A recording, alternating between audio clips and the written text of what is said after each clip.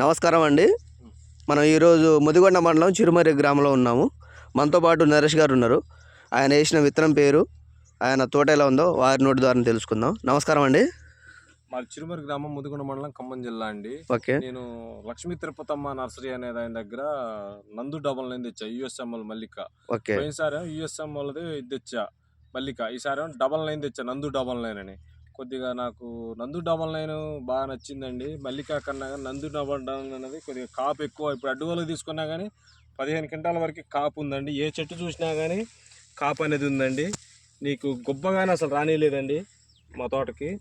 అసలు గొబ్బ వచ్చినా ఎక్కడో ఒక చెట్టు, నేను సాగు చెట్లకు వేసిన చెట్టుకు మాత్రమే వచ్చిందండి గొబ్బ. ఫస్ట్ సారి వేసిన తోటలో అయితే గొబ్బ చెట్టు అనేది రాలేదండి.